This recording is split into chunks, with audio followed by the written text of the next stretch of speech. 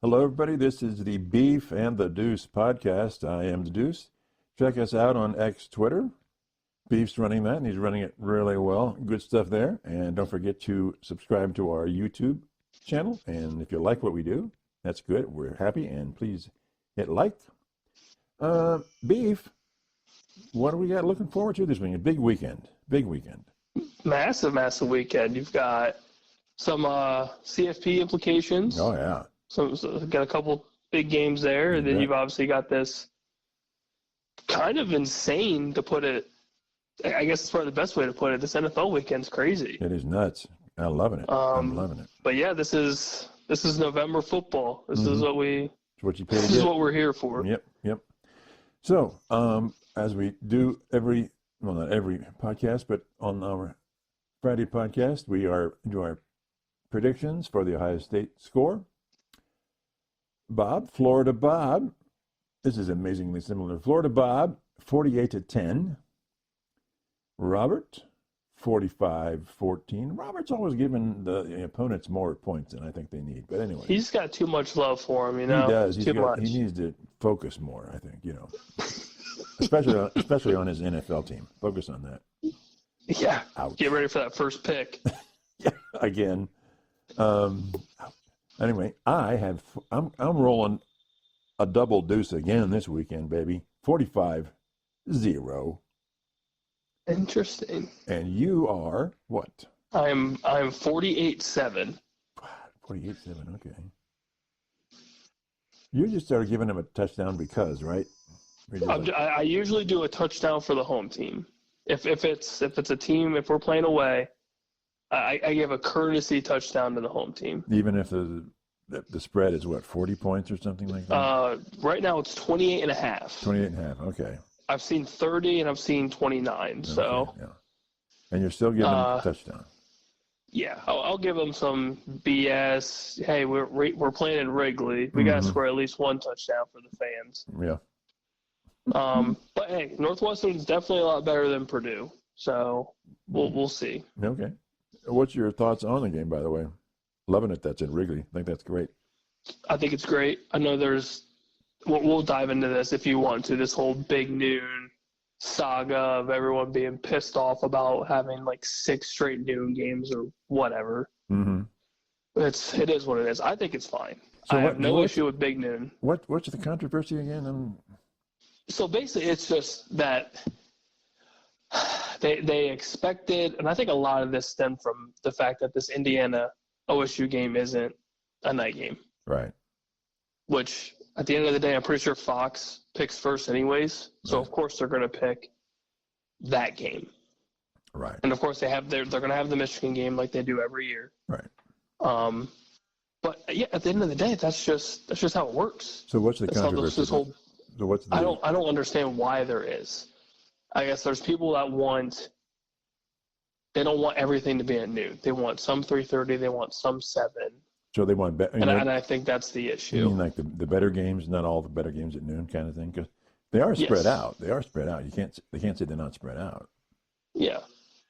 And I think it was just they were expecting the prime time night game, 2 versus 5, whatever it's going to end up being when it comes to next week. Right. But I think it's great. Yeah. I don't have to stress all day. Right. And wait till 7:30 for this game. Yeah.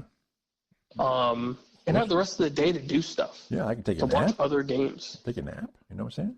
Yeah. If I have any time to take a nap. Oh, I know you're not taking a nap. I'm talking about me. There's no chance I take a nap. You got about 4 naps. Oh yeah. Oh, it's feeling good. Or rake the leaves that are currently in my yard still after doing 20 bags yesterday. Ooh, brutal. Yeah, this is what happens when you move. You move, you get more trees, you buy more lawn bags. It's terrible. But aren't those leaves colorful in the fall, though? They're gray until they fall. Until they fall off. I'm still looking at one tree that has just leaves everywhere, and I'm sitting there like, yeah. I gotta buy more. Chop it down. I need to. But yeah, I don't care about the timing per se. Yeah. Now, obviously, we assumed the Oregon game earlier on in the season was going to be a night game because it's the West Coast for us. Right. Which is whatever. Yeah. But yeah, I mean, similar to what I believe is Common and T-Bone, our local radio station, which I listen to on occasion. Mm-hmm. If you're the type of person like I am, that I stress about every game. I look into these games, and obviously we do every week. Yeah. Of hoping this isn't like a upset Purdue game from years ago. Mm-hmm. So when I wake up, I'm ready for this noon game to be on and done by 3 something, and then I'm free. My mind is free. Yeah. Yeah. But yeah, I don't see why there's this up in arms, and it's not everybody. This is just some people. Yeah. Probably the people that work night shift that don't want to wake up at 11:30 in the morning. Right. But yeah, I think it's because one, I like listening to Gus and Joel, which we both do. Yeah. And I would prefer that. Like I like the CBS coverage. I don't mind the NBC night coverage, but I think Gus and Joel are top tier. Yeah. Absolutely. So I'm definitely not mad about it. No, not at all. But I mean, this game's on the Big Ten Network, so I mean, I'm okay with the Big Ten Network, but yeah, well, I mean, at the end of the day, I would much rather a big game be covered by Joel and by Gus. Yeah. But it is what it is. Yeah, it's fine. I mean, they're making tons of money, and it's fine. Hey, at least we can watch them on TV and not Peacock. Yeah, right. Absolutely. I'll take that all day. Yeah. But yeah, keys to the game. What do we want to see? Shut up. What's numero uno for us? Shut up.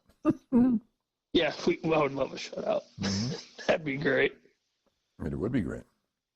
We're all saying 40, mid 40s, right? You're the highest. Yeah, 40. so we're hoping for what? Good offense, turnoverless football again. Yes, absolutely. Mistake free. Do we want to see more of Will Howard, or are we pretty convinced that he's the dude? Not like his job is in jeopardy or anything, but are we a little bit more confident now that after this Penn State game, after a pretty much perfect game last week, was he the right decision? Yeah, I think so. Yeah, I'd play him the first half and then see how it goes. Maybe. Okay, and then let's see. Are we thinking more rushing attack for this game? Yeah, I would say so. Yeah. Well, I mean, yeah. Even you want to be balanced, obviously. So I don't know. Depends on the weather. What it's going to be like in Chicago. Yeah, because we obviously see what it is here. It's just gloomy and wet. Yeah. So I can only imagine what Chicago is. Typically, our weather is Chicago's the day before. So. Mm-hmm.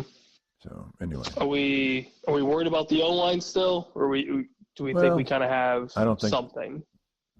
I think it's good practice for us.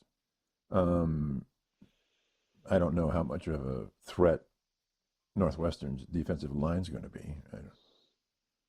I would hope it's none. But I think we need our left tackle, and the whole left side needs more work on these new positions they're at. So I'm saying, get some, because you're going into the Indiana game next week, right? Mm-hmm. Indiana's no slouch on defense. No, pretty top tier defense. Yep. So yeah, and we're going to have to score a lot of points, I think. So, yeah, I could see over 60 plus points in that game, depending on for both teams, which Indiana team comes out. Yeah, over under, I should say, total. Yeah. Oh yeah.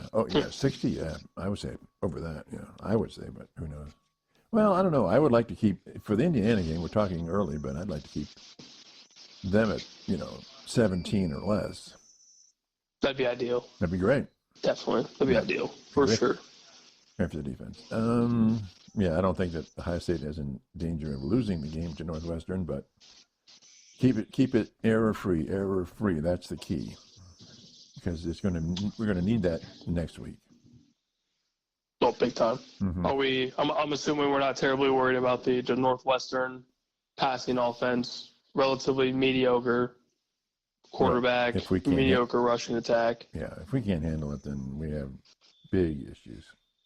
I think my biggest thing is the secondary penalties, the pass interferences, the holdings in the secondary. I think that's kind of my big talking point or big question is that. Does Northwestern have receivers that can push past our safeties and stuff? I mean, they've got A.J. Henning, who's their leading receiver. I think that's basically about it. Well, is he a deeper threat than our safeties? And it's possible. It's very possible. I mean, he doesn't. His Can he outrun him physically? Possibly. Okay. I mean, he's got 426 through the air, 3 touchdowns. Mm-hmm. He's smaller. He's a smaller senior at 5'10". Mm-hmm. So you'd have to assume he's relatively fast. And smart. I think my big worry is Burke. If Denzel Burke's on him, how's that going to work? Because we've kind of seen the good and we've seen the bad. Yeah. And then Davison Igbenogson, we've seen the good and we've also seen the penalties. Countless penalties. Yeah. But yeah, I think secondary-wise, Caleb Downs and Lathan, I think will be fine. I think it's just more of the kind of the short to intermediate, broken up secondary, big play sort of thing. So that's kind of my biggest worry. Are you anticipating a lot of linebacker blitzes? I'd like to see some blitzing. I want to see some pressure. Yeah, well, yeah, but I would like to see a lot of pressure, and yeah, I would like the. As much as some people probably don't like it, I'd love to see an all-out blitz, just to see what happens. See if our secondary, see if our safeties can do anything. Right. If it's man up close to intermediate range, so be it. And if we get burnt, okay, at least we know that doesn't work. Yeah. Now I'd much rather it now and not similar to a couple of years ago when we do it against Michigan and we get destroyed. Yeah. But I would like, because we haven't really seen it. We've seen 4 or 5 man blitzes, and that's pretty standard. Mm-hmm. But we haven't really seen Knowles just send the cavalry, right, and leave it to just one-on-one man coverage on the outside, safeties creep up, whatever it may be. Mm-hmm. But I would like to see it so it's a wrinkle. So when Indiana sees this tape, it's on their radar. Yeah, it's at least on the radar, and at least, if we show it, they'll audible do whatever they need to do, and then we just jump out of it. Right. So it just kind of keeps Coach Signetti thinking, keeps the entire offense just guessing. Mm-hmm. That's kind of what I want to see. I don't want to see just standard, bend but don't break until you get to the red zone, which, again, is all fine and dandy if we don't give up any points. And you're not playing Oregon. But blitzing would be some all-out blitzes, at least one, and some – maybe some corner blitzes, something just a little different. Yeah, get some action going on here, just to try it. Yeah, stack up the sack numbers. Quarterback pressures, obviously, we've been keen on for basically this whole season. Yeah. Well, I would say after Oregon, this is kind of what we wanted to see. Mm-hmm. But yeah, outside of that, there's not too much worry. I think it's just kind of being picky. Right. Because we did just give up 0 points, and we haven't given up a touchdown in 2 games. So right. That's usually pretty okay. That's pretty okay, yeah. Yeah. So I think we're getting hot at the right time, which is good. So hopefully we keep that going. Yeah. Okay, games for the weekend, college-wise. I don't know how hot you want it, but I'm vaguely interested to see how Nebraska-USC turns out. I think some coaches I think their jobs are on the line or close to it. Nebraska has to. Both of these teams started out with the season promising. USC beat LSU, and everybody's thinking, "Whoa, USC!" Well, that didn't work out too well. And Nebraska started hot, and they've had a few issues. So Nebraska needs a win to get bowl eligible. USC needs 2 wins out of 3 games to get bowl eligible. So that's. What's your view on that game, and what do you think with Lincoln Riley here? Well, them benching Miller Moss is, to me, that's a red flag for the entire offense. That this wasn't the guy, obviously. Mm-hmm. The offense is in shambles. Again, very obvious. And to me, it screams Lincoln's feeling the pressure of losing this job. That something needs to be done to at least make a bowl. If USC doesn't make a bowl, well, when's the last time that's happened? It's been forever. Yeah. Yeah. So if I'm Lincoln Riley, I'm making damn sure I at least make the toilet bowl, make something. And Nebraska's equally motivated. Yeah, and Nebraska's got a decent program running. Mm-hmm. I mean, Matt Rule's got something going on. It's not Nebraska isn't a complete dumpster fire like USC is. Right. They just have a freshman quarterback. Right. Very typical growing pains, and I think Dylan Raiola will be better. After this year, going into next year, I could see Nebraska being an interesting team to watch. Mm-hmm. But decent offense overall, decent rushing attack. Defense isn't, the worst in the world. Mm-hmm. It's just you have a young team. Right. And if they can make a bowl with a freshman quarterback and they hit, 7-8 wins, that's pretty decent. Yep. Yeah. It's going to be hard for them to make 8, but they could do it. Mm-hmm. But I think overall, my gut's saying Nebraska, but I think there's more of a sense of urgency with Lincoln Riley trying to keep his job. Yeah, Nebraska goes to USC, goes to the West Coast and beats USC. Ouch. Yeah, and that's the other thing. The travel aspect of it's always tough for whoever it is. Yeah. But I would say USC, but I would say close. Because the offense is kind of unknown with the new quarterback. Mm-hmm. How about Kansas State and Arizona State? Both have I think they're identical records. Mm-hmm. Both are good teams. Any take on that one? I don't have a skin in the game on that one, but it just looks like it might be an interesting game. I think it's going to be a shootout. Arizona State puts up a lot of points. Yeah. A lot of points. And for being 7-2 and outside of the top 25 is just a little interesting to me. Yeah. But they've had a couple of bad losses. They lost Cincinnati a couple weeks ago, which obviously isn't ideal for them. Right. Close game against Texas State at the beginning of the season, which always looks bad. But we've also seen Kansas State not really play as well. Right. Close games with Kansas. They lost to Houston last week, which kind of ruined their chances of making the CFP. Right. Or at least winning their conference, winning the Big 12. So for Arizona State, this is maybe trying to squeak into playing for the Big 12 championship if they went out. I was going to say, but both teams have a shot at the championship game, right? Yep. They need BYU to lose a couple. Yeah. And they would need Colorado to lose at least one. Yeah. Yeah. Interesting. But, yeah, I mean, they've got – Arizona State's got a solid all-around offense. They already have a 1,000-yard rusher. Quarterback's thrown for 1,600 yards. Mm-hmm. It's pretty damn good. Yeah. But, yeah, Kansas State's got very, very similar offense. I mean, very high pace. Yeah. Dual-threat quarterback. Solid rushing attack is just the typical Big 12 defense where sometimes it's there, sometimes it's not. Right. Okay. So I'm very curious to see. It's in Kansas, in Kansas State, so I'll probably take them just as a home team. Spread's 8, so I mean they're probably expecting a pretty decent scoring game. Yeah. Okay. Marquee game: Tennessee versus Georgia at Georgia. Tennessee is ranked higher than Georgia, and Georgia's given them 9.5 points. So Georgia's favored to win, but Tennessee is rated higher. This is Georgia's season right here. They have to win this game. Yep. And Tennessee's quarterback is possibly down.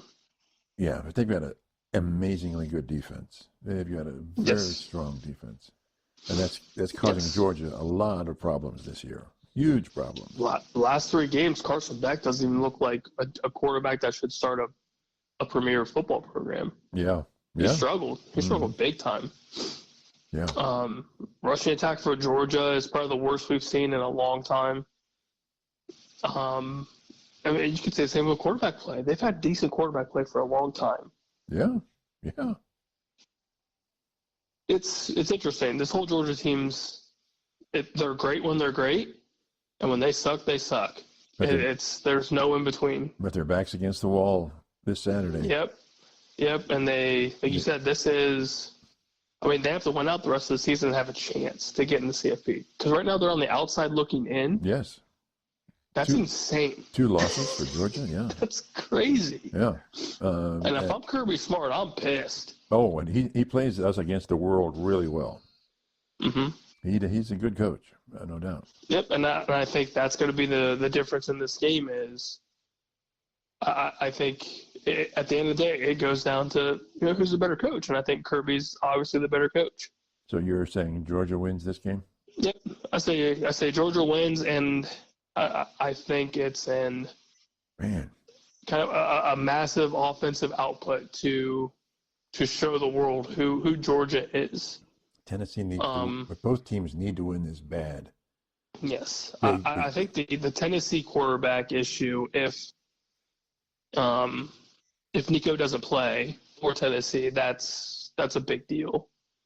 So let's say Tennessee loses, Texas wins. Who is going to play Texas in the championship game? What's your prediction on that one?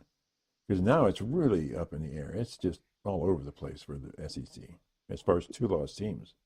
We have Alabama, Ole Miss. Give me your thoughts on that one. I mean, if Tennessee does lose, by default, it's your Aggies and it's the Longhorns. You have 1-loss teams. I don't know. Why is A&M not getting any love right now? Because they're just they also just got completely blown out by South Carolina. That was close. That's true. But what's crazier too is obviously you have the Texas A&M game at the end of the season. Mm-hmm. Oh, that's right. So if they do lose, that is a lot of 2-loss teams. Yeah. So that's Red River, right? Mm-hmm. No, Red River's the Texas Oklahoma. Oklahoma, yeah, that's right. So who's your prediction to play in the SEC championship game? My guess is probably Texas. Oh, jeez. I know. Alabama's hot right now. They are hot right now. Yeah. Oh gosh, that is so tough. Yeah. Yeah. I would say Bama. Really? I would say Texas and Bama. You don't give my Ole Miss any love, do you? You just don't like them. No, it very well could be. It could be. It very well could be. The Florida game worries me. Really? For next week, they play in the Swamp, and the Swamp is not easy. And we have seen Ole Miss under Lane Kiffin struggle in away games. They do. They can drop a bomb. Yes, they struggled a little bit with LSU a couple weeks ago. Or I guess this would be a month ago now. Mm-hmm. LSU is a good team, so I can't really fault them for that. But what if Texas loses another game? What if they lose to? They could. Then you have all 2-loss teams. You have all the 2-loss teams. Everybody's 2-loss? Yep, and then that's when all hell breaks loose. Jeez. And then I can't answer that question. I don't think anybody could. No, okay. There's not enough aspirin. I don't see Texas. Yeah, I don't see Texas losing the next 2 games. I don't see them losing to Arkansas. No.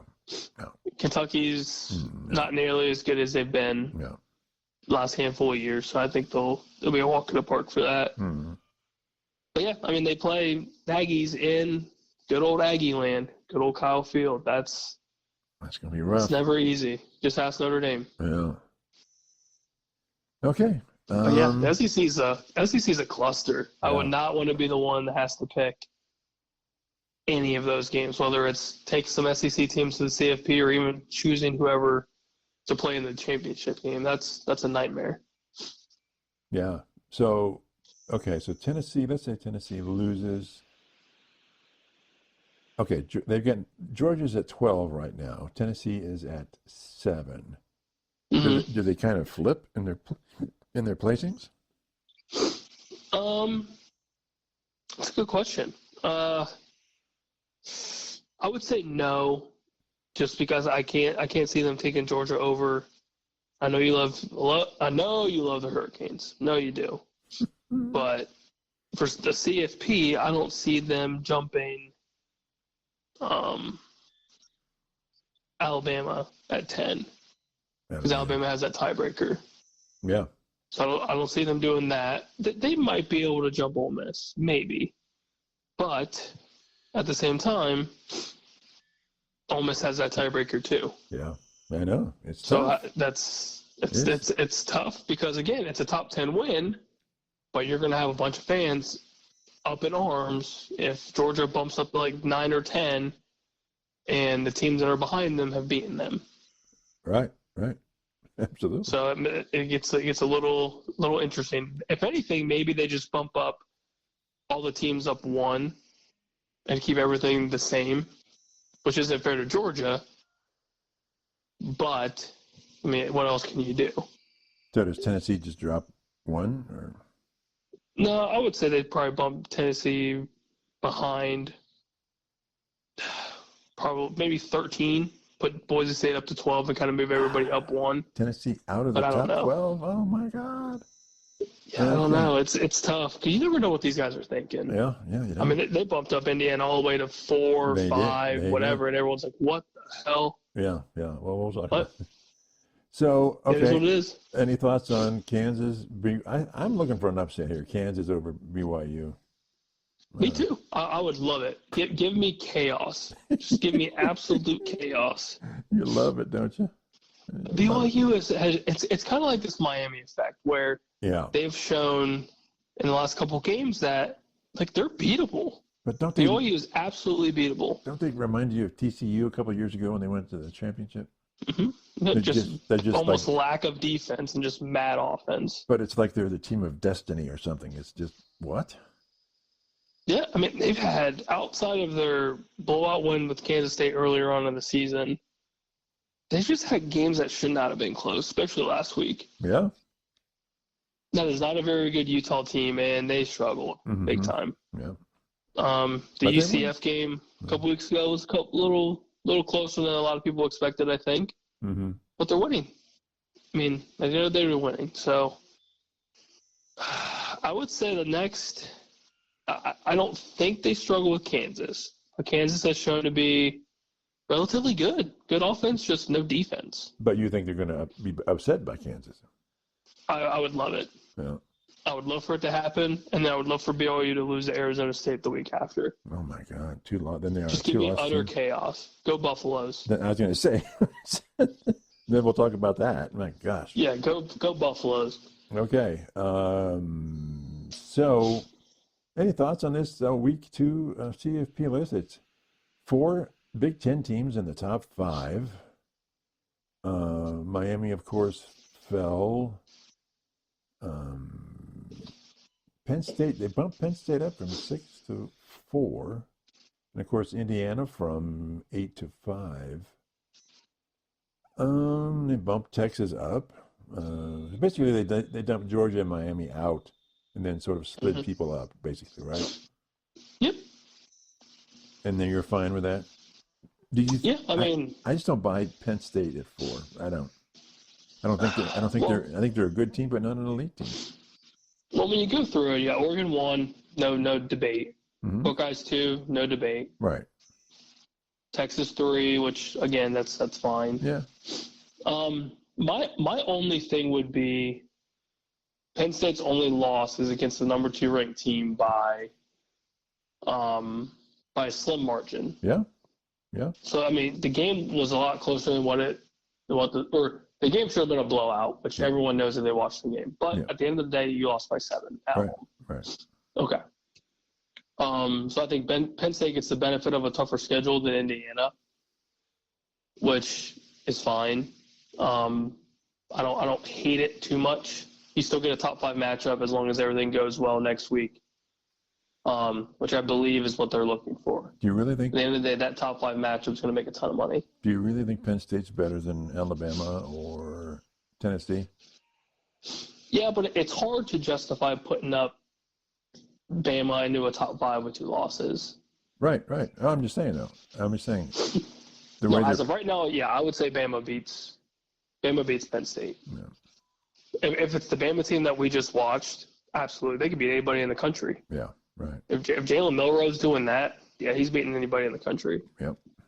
Yep. But yeah, I mean, outside of that, like BYU at 6, they're undefeated too, so you can't discredit that. I would have moved. Well, I did in mine. I moved Colorado way up, and they did not. They moved them from 20 to 17. 17, yeah. Which is okay, I guess. But I had them at. I don't hate it. I had them at 13. But yeah, I mean, if you're looking at the top 12, I know you hate the Miami thing. You would have had them out of the top 12, but yeah, I mean, I really don't hate it. Why is now, this? if Georgia loses, then it's going to be who sneaks into 12. Right. But yeah, I mean, as of right now, I don't hate it. The only controversy, like you said, is probably the Penn State Indiana. Like if you flip flop them, I don't think anybody's going to be terribly upset about it. Mm-mm. But Penn State gets kind of the benefit of the doubt for a 7-point loss at home against the number 2 ranked team. Mm-hmm. Similar to Ohio State being over Texas, you have a 1-point loss against the number 1 ranked team at Oregon. Right.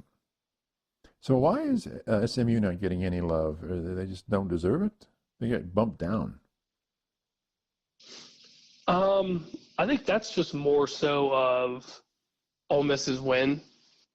Ole Miss had a massive win against Georgia, obviously. So I think they just get kind of screwed on that aspect.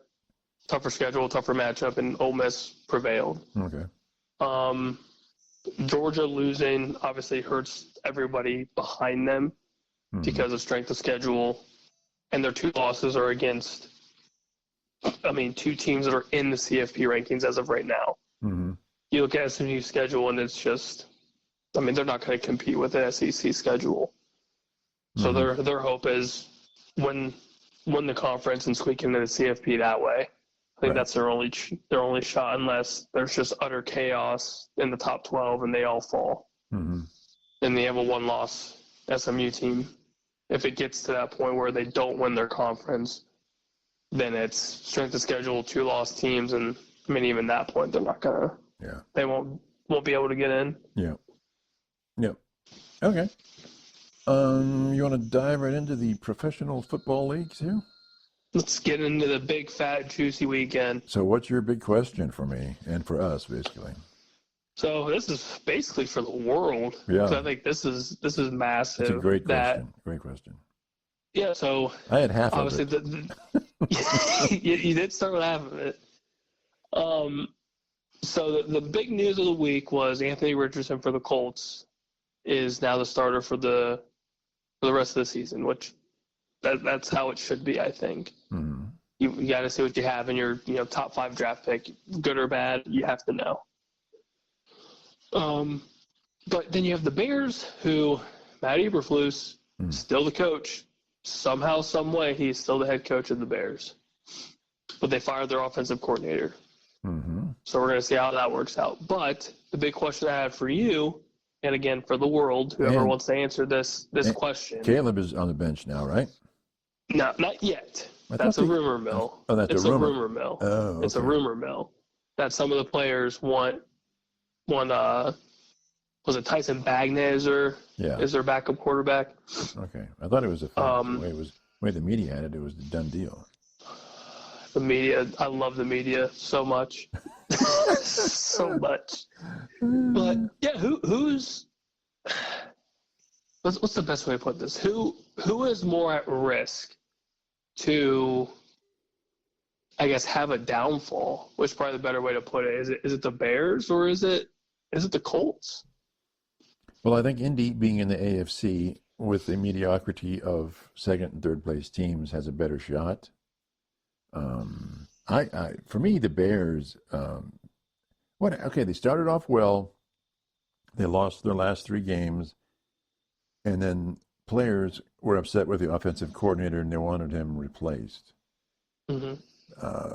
What's going on with the Bears playing wise? Why did they lose the last 3 games?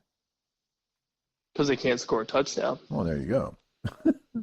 So They haven't scored an offensive touchdown in 2 games. And here's my take is the players talk to the head coach, I guess, and then they decide to fire the guy. And I thought that Williams was going to get sat down on paper, and that's not the case for sure. Mm-hmm. My thought is we have the inmates running the asylum here right now. What's wrong here? Why are the players going to the head coach or somebody and saying, "Hey, we don't like this guy. We don't like this guy"? Is the head coach not? Basically, the bottom line is fire Eberflus. If this is what's happening, then he's not in control of this team. Mm-hmm. And inmates are running the asylum, and Eberflus would be gone. Yep, 100%. It starts at the top and then trickles down. If he's so out of touch with his team, then I think he has to go. Yep, I think that should have been the first thing, was fire the head coach. Just fire the coaching staff. If it's that bad all around, just fire everybody. Yeah. Why not? Because at the end of the day, it's Eberflus's staff. This is who he's appointed. Right. Oh, but I've been talking to you about the Dallas coaching situation, and you're like, well, just keep him. So let him play out the season. So if it's fine for the Dallas coaching staff to play out the season, why can't the Bears coaching staff play out the season? It's a very good question. Yeah, that's why I'm asking it. It's a very good question. Maybe I think it's me personally. I'm just done with the season. There's nothing to play for us. Like who cares? For the Cowboys? Yeah, like who cares? Right. Like at this point, we're hoping for a decent draft pick, and I'm hoping to God we can get Ashton Genty on this damn squad and just hopefully hit on the draft with a new offensive line, defense, yada yada yada. We just need help bad. So from your point, you're saying it doesn't matter if we fire the head coach now. Because we have nothing to play for. We have nothing to play for. There's no upside to it. No, there's nothing. I mean, if anything, we just have an interim coach, and then we just continue to lose. And then you look for another coach. Yeah. Yeah. So I mean, there's no benefit, at least in Dallas's perspective, to fire anybody right now. Just fire him at the end of the season that everyone's basically expecting. Like they're not going to re-sign McCarthy.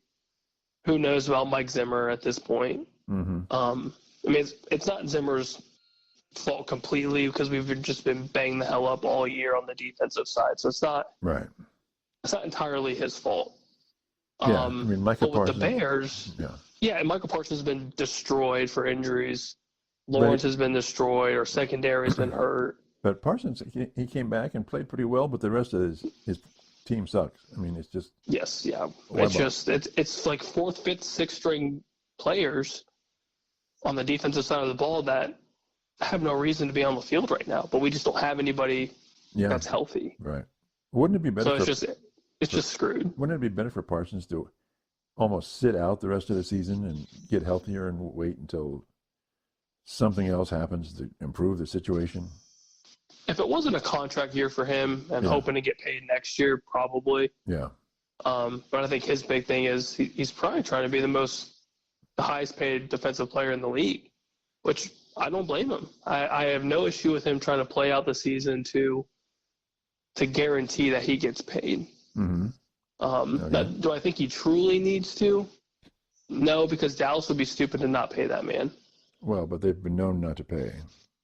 Yeah, it took forever to pay CD Lamb. Yeah, which is insane. What's CD got left in this season? He's got nobody to throw to his. He's got nobody, and there's no shot in hell you can't tell me that dude is just pissed the hell off. Right.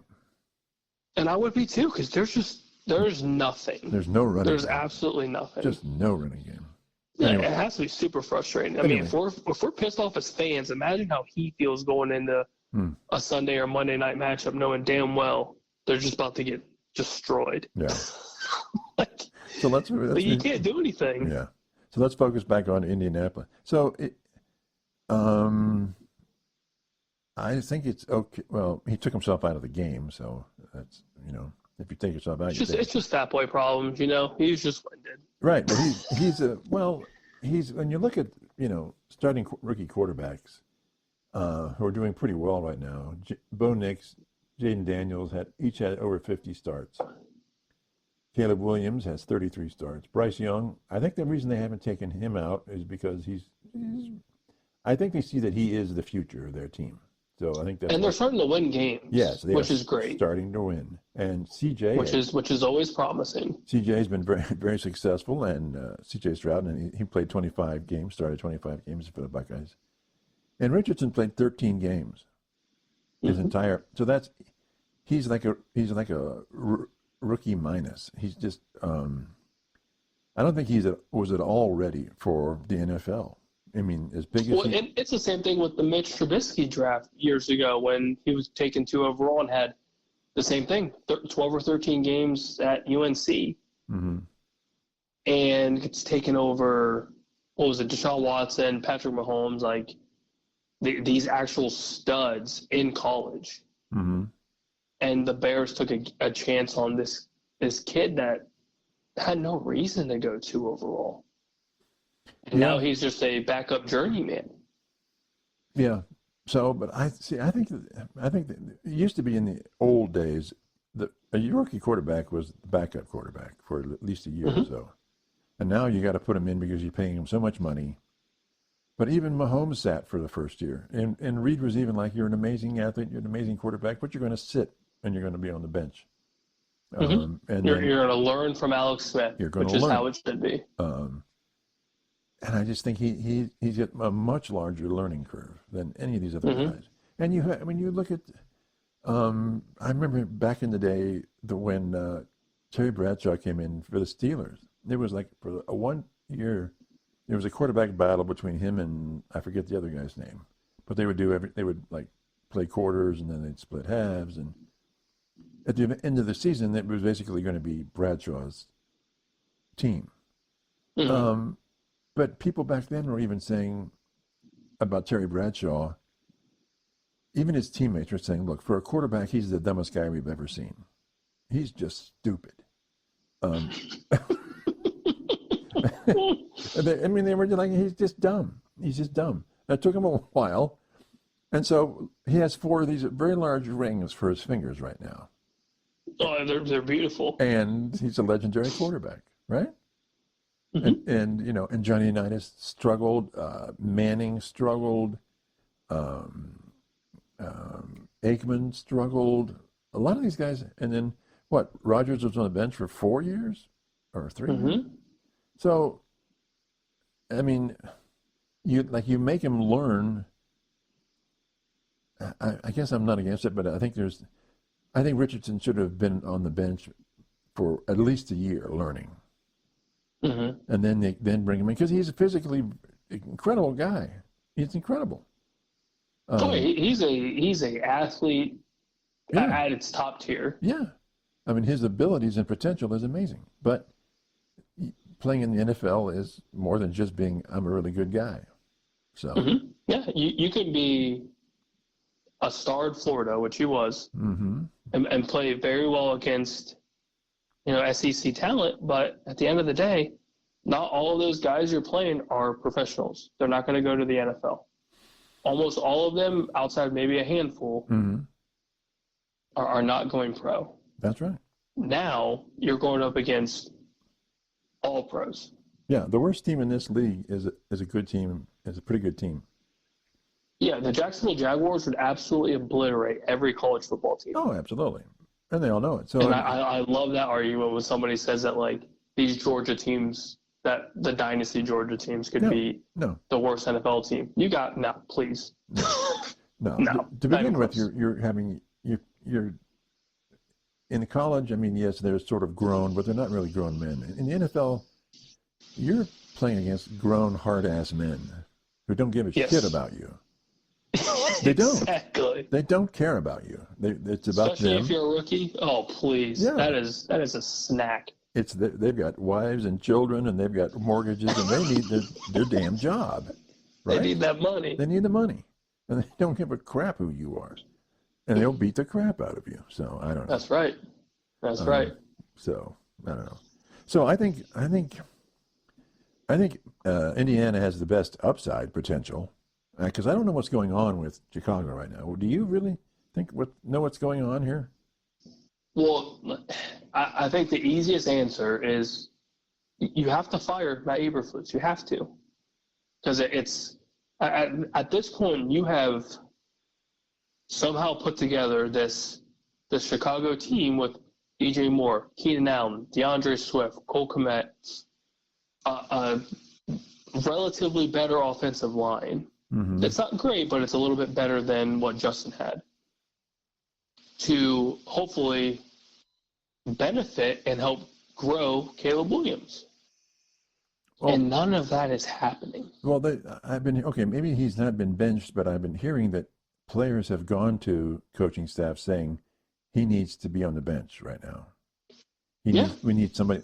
So even if that's happening, that's still chaos. That's still the players going to the coaching staff saying, yeah, he needs to be on the bench right now. They're not saying he can't be the future quarterback, but right now he needs to sit it down, take a break, and let somebody else play the game. That's chaos. Yeah. That's pure chaos. Yeah.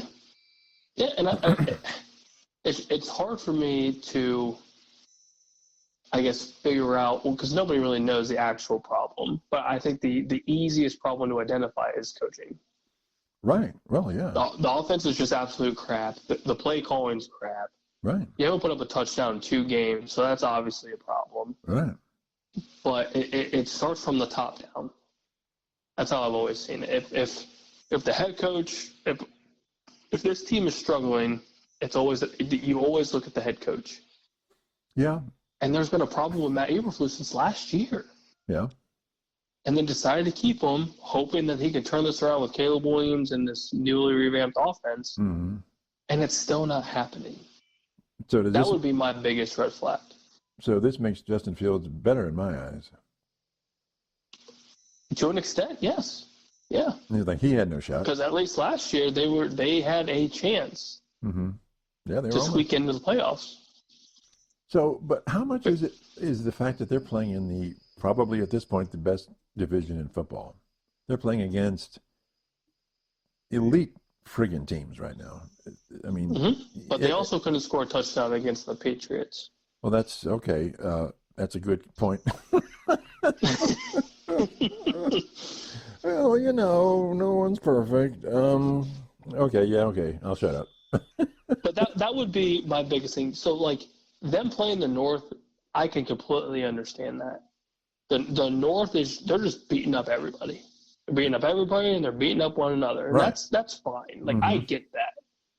If you were to tell me, yeah, they lost to the Packers, the Lions, and the Vikings, that makes sense because those are 3 of the top teams in the NFL right now. Right. But if you tell me that you couldn't score a damn touchdown against the Patriots at home, are you kidding me? Ouch. The Patriots are a dumpster fire. They are in that, aren't they? Yes. But at least for them, Drake May's developing, and he's looking for a rookie. He's looking good. I think Drake May is definitely the future of the Patriots, and it shows because the team's rallying behind him. The team is better with him. Yeah, but we're not talking about that's all you can ask for. We're talking about the New England defense here, right? The New England defense just absolutely obliterated the Bears. Killed them. So what I'm saying is, but they're still a pretty lousy team. Yeah, the Patriots are a lousy team 100%, and the Bears are definitely a bad team. They are below the Cowboys and the Browns on the power rankings. So they're bad. Yes, 100%. 100% bad. It's a struggle. It's a struggle. But yeah, if you're the Bears, you gave up 9 sacks. Yeah, 9 sacks.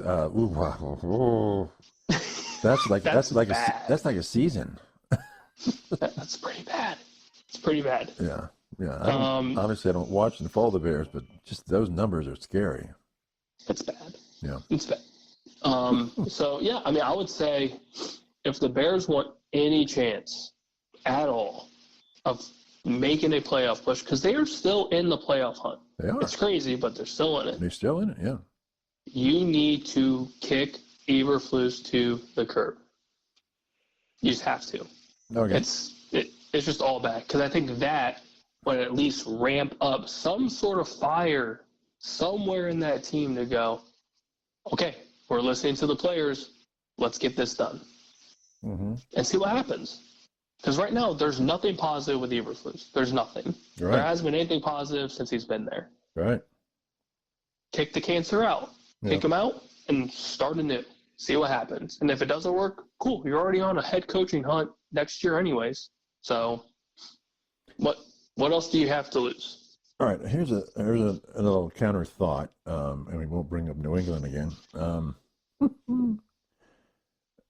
Looking at Bo Nix, Jaden Daniels, C.J. Stroud, and a lot of these other younger guys that are doing pretty well,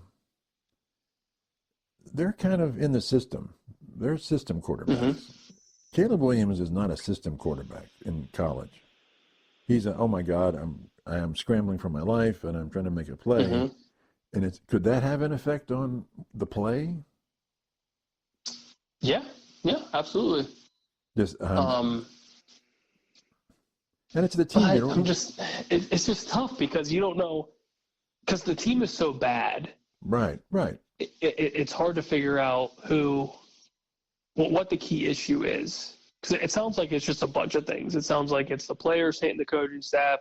The coaching staff sucks. Some of the players think Caleb Williams isn't ready. It's like you said, it's chaos. It's just utter chaos. Right. It's like saying every quarterback that the Browns had when they came back from the last, 20 plus years, the 30 or so starting quarterbacks they've had, all of them can't be that bad because you have a team that was genuinely chaos and they sucked. So, I mean, unfortunately, you got drafted by the Browns. Your career is over. It's over. Just like when Sam Darnold got drafted by the Jets, you could already write off that career. Yeah. Thanks for my guaranteed rookie money, but I'm going nowhere. Right. But then you even get Bradshaw back then, and then you get Big Ben, and then even Wilson right now. You had an extremely stable team administration, and they give you the time because Big Ben, when you come from what do you play from, Miami of Ohio or something like that? Yeah, good old Red Hawks. So he wasn't NFL ready, but he ended up doing pretty well. He's going to be probably a Hall of Fame quarterback. Absolutely. And a lot of these guys were. I mean, Aikman, he sucked when he started, but he was with the Cowboys, and they were going to work with him because they knew, even Manning, they knew he was going to be the man, and they had a stable environment to bring these guys up. Clearly, Chicago right now is a dumpster fire administratively, and they're in chaos. So, welcome to the Cleveland Browns syndrome. It's pretty bad. Yeah, it is pretty bad. I mean, I don't know. I can't think of a better analogy than the Browns. I mean, they just on and on. As one coach said, you're not that bad for that long by accident. It takes effort to be that bad. You really have to try. You have to try hard to be that bad. Yep. And I feel like that's what Eberflus is doing. Like he's just not head coach worthy. Yeah. Especially for a team that had a lot of potential going into the season and a lot of hype around Caleb Williams, and now it's just straight to shit. Yeah. I don't think it's I don't know. I haven't seen him play, but I think Caleb at this point is pretty much a victim of something that's a higher problem. Yes, it's way more than just him. There is just the front office for the Bears is a dumpster fire. Obviously, Eberflus is a dumpster fire. Yeah. And the players are running the team, which is never good. Yeah, it's terrible. So I think Indy's is a more stable environment, and I think Richardson will become better and become a star quarterback, and they'll be fine. That's my view. Yep, I think he's humbled. I think those two starts for Flacco, and he had to sit and kind of learn a little bit. Yeah. I think it humbled him. So we'll see. Yeah. Well, yeah. I saw, I was listening to somebody, they're talking about the difference between college coaching and pro coaching. And when there's a problem, they said, there's a former coach, and he said when there's a problem in the college game, people want to change their scheme. Well, our scheme is a problem. We need to change this. And he said, in the pros, they don't do that. They change their people. They modify the people. They don't change their scheme. Because they're like, it's all about the people. No matter what your scheme is, you'll have to have people to work the scheme. And so you have to hang in there with these people because it's more than people than you. Because is anybody in the NFL really that smarter than another team? Really? Probably not. If it is, it's minimal. Well, yeah. But, I mean, it's just like you're not the stupidest team, and then they're the geniusest team, and they just totally blew your doors off from a scheme. Probably not. You have great players. Great players. Yep. So anyway, I'll shut up. A prime example, it just came to my mind, is look at Cliff Kingsbury in Washington with Jaden Daniels. Yeah. Cliff Kingsbury got ran out of Arizona, who had Kyler Murray. Yeah. Dan Quinn calls up Cliff Kingsbury, says, "Hey, come on over to Washington. Yeah. I have these players." And look what happened. Yeah. It's all about players. So Cliff's scheme hasn't changed. Right. If it has, it's very, very minimal. Yeah. But look at what Washington's doing. Look at Jaden Daniels and that entire offense. Look at Terry McLaurin. Like it's Noah Brown, who came from Dallas and from Houston. Mm-hmm. And now he's a pretty good number 2 receiver. Yeah. Austin Eckler goes from the Chargers to halfway across the United States to Washington, or actually completely across the United States, to a very different environment, and he's thriving. Yeah. It's all about your players. So I 100% agree. What was it? Did the Steelers just beat Detroit, right? They just played Steelers last week? Yeah. They just beat Washington. Oh, that's right. Week? Yeah, Washington. That's right. Yep. And there were, somewhere in that comments they were talking about Tomlin, and so Washington's looking for a coach, and Tomlin says, "Hire this guy." And they said, "Who?" And they said, "He just hired this guy," and they did, and now he's thriving with Washington. It's like good, high quality people know high quality people. Mm-hmm. You know, I don't know. Yep. At the end of the day, you have to have the better players. All right, now Andy Reid hasn't changed his scheme since forever. Right. He just continues to have better players. Right, and he knows how to do it. Yeah. Oh my gosh. Yeah. Okay. Speaking of games, Washington and Philadelphia, big game. In Philly, Philly's favored by 4. Yeah. It's who are you taking? Oh gosh. I benefit the home team in this one. Okay. It's too close. It's too close. But I think Philly by 3. I think Washington covers, but I think Philly wins by probably a last-second field goal. Okay. I think it's going to be super close. Both offenses are really good. Yeah. Both defenses tend to struggle, so I think a potential shootout is probably in order. Yep. So next game, these are some big games. Baltimore against the Steelers. So Massive. If Pittsburgh beats Baltimore, are you going to change your mind and become a true believer in the Steelers? 100%. 100%. I'm taking. It's going to sound crazy, but I like Pittsburgh at home. No way. I like Pittsburgh at home. And you think Lamar is the best quarterback in the NFL right now? As of right now, yes. Man, they're going to lose to the Steelers. Mm-hmm. A couple of $1 million. Pittsburgh is no slouch. Playing in Pittsburgh is tough as hell, and you know it. Yeah. And Baltimore's secondary is very, very, very suspect. Yeah. That is the only reason, because I think Pittsburgh's run defense can minimize the damage. And Pittsburgh's secondary isn't bad. Yeah. I mean, this game definitely hinges on which Pittsburgh defense comes to play. Right. But I think with Baltimore's lack of a secondary, and George Pickens has kind of evolved into this top-tier receiver with Russ, that's big. That's real big. And then that opens up the floodgates for the rushing attack if the deep ball starts hitting. Okay. So, yeah, I like Pittsburgh in this. So you're going to the state of Pennsylvania all the way, Philadelphia and Pittsburgh, right? Mm-hmm. Okay. Yeah. Sounds crazy, but I could see it. Another marquee guy, phenomenal game. Kansas City against Buffalo. Who you going there, buddy? I think Buffalo shines. I think Buffalo shines in this one. Really? Kansas City has been flirting with the yell column the last couple weeks, so yeah, but they've got I think it's time. But they're not in that column yet. They're not. There's a good reason, but Buffalo's surprising. Very surprising to me. And you think that he's the second best quarterback in the NFL, right? Josh Allen? Yeah. Yeah. I think him and Joe Burrow, you can flip-flop for me. It's almost like a 2A, 2B. But Josh Allen gets the benefit of that 8-2 record, and nobody has any idea why the Bengals are so bad. Because Joe Burrow's playing out of his freaking mind. I know. He's like MVP right now. It's crazy. Yeah, if the Bengals are 8-2 right now, you could argue Joe Burrow's possible MVP. Yeah. Oh, yeah. Like, you had Jamar Chase just going for 260 plus and 3 scores, and you lost this game somehow. Like, it's crazy.